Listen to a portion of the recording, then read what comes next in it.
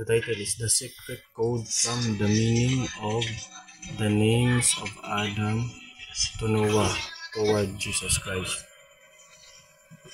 Sa Bisaya, may si Adan, si Seth, si Enos, si Kainan, si Mahalel, si Jared, Enoch, Methuselah, Lamech, Noah. Si Adan, papa ni Seth, si Seth, papa ni Enos, si Enos, papa ni Kainan, si Kainan, papa ni Mahalel, si Mahalel, papa ni Jared, si Jared, papa ni Enoch, si Enoch, papa ni Methuselah, si Methuselah, papa ni Lamech, si Lamech, papa ni Noe. Pila ka generation? 1, 2, 3, 4, 5, 6, 7, 8, 9, 10. Ang ilang mga meaning, pasabot meaning in Hebrew. Kaya ang Old Testament, isulat man sa Hebrew. Ang meaning niya, si Adan, tao. Ang meaning, si Seth, pinili ang meaning. Enos, uyang nga unod. Si Kainan, kasubo. Si Mahalel, kahalang dun. Si Jared, mikunsad. Enoch, gipahinungod.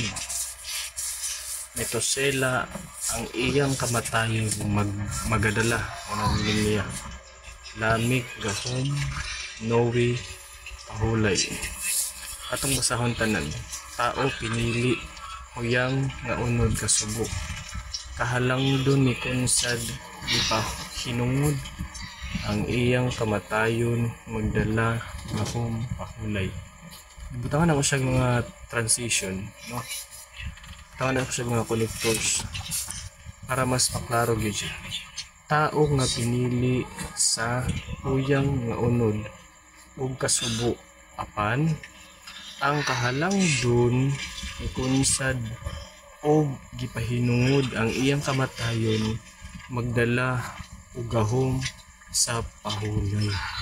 Dito sabot kini siya nga meaning igo siya kay Jesus Christ, kasi Jesus Christ ng Diyos nga nagmikunsad sa kalibutan aron magpakamatay. Siyang kamatay nagdala kini og dakong kapahulayan, diba? Sa ato pa nung una pa lang naa nag-secret code ang Diyos sa mga iyang gipangpili ng mga katauhan, yung giadan kay Seth.